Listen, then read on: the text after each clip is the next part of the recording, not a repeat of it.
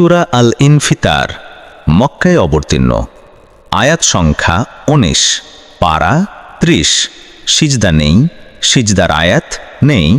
রুকু ১, সূরা নং ৮২। বিসমিল্লাহির রহমানির রহিম। পরম করুণাময় অসীম দয়ালু আল্লাহর নামে শুরু করছি। ইযাস সামাউ ফাতারাত, যখন আকাশ বিদীর্ণ হবে। ওয়া ইযাল কাওয়াকিবু ইনতাসারাত, যখন নক্ষত্র সমূহ ঝরে পড়বে। ওয়া ইযাল বিহারু ফুজ্জিরাত, যখন সমুদ্রকে উত্তাল করে তোলা হবে। ওয়া ইযাল কুবুরু বু'থিরাত, এবং যখন কবরসমূহ উন্মোচিত হবে। আলিমাত নাফসুম মা কদ্দামাত ওয়া আখখারাত, তখন প্রত্যেকে জেনে নিবে সে কি অগ্রে প্রেরণ করেছে এবং কি পশ্চাতে ছেড়ে এসেছে। ইয়া আইয়ুহাল ইনসানু মা গররাকা বিরাব্বিকাল কারীম, হে মানুষ, কিসে তোমাকে তোমার মহামহিম পালনকর্তা সম্পর্কে বিভ্রান্ত করল। আল্লাযী খালাকাকা ফাসাওয়াকা ফাআদালাক, যিনি তোমাকে সৃষ্টি করেছেন অতঃপর তোমাকে সুবিন্যস্ত করেছেন এবং সুষম করেছেন।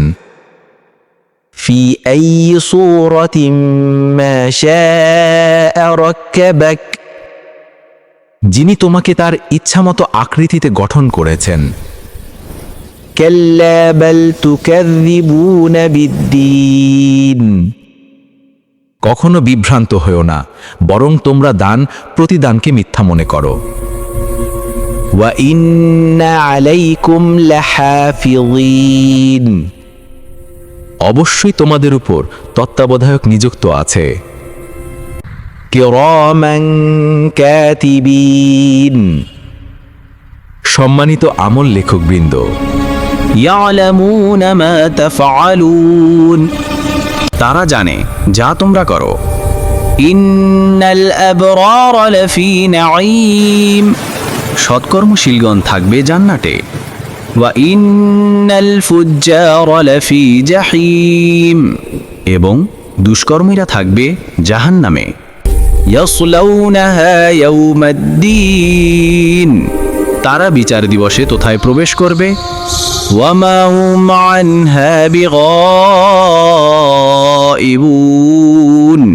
তারা সেখান থেকে পৃথক হবে না। ওয়া মা আদরাকা মা ইয়াউমুদ্দিন, আপনি জানেন বিচার দিবস কি? সুম্মা মা আদরাকা মা ইয়াউমুদ্দিন, অতঃপর আপনি জানেন বিচার দিবস কি? ইয়াউমা লা তামলিকু নাফসুন লিনাফসিন শাইআন ওয়াল আমরু ইয়াউমাইযিন লিল্লাহ, যেদিন কেউ কারো কোনো উপকার করতে পারবে না এবং সেদিন সব কর্তৃত্ব হবে আল্লাহর।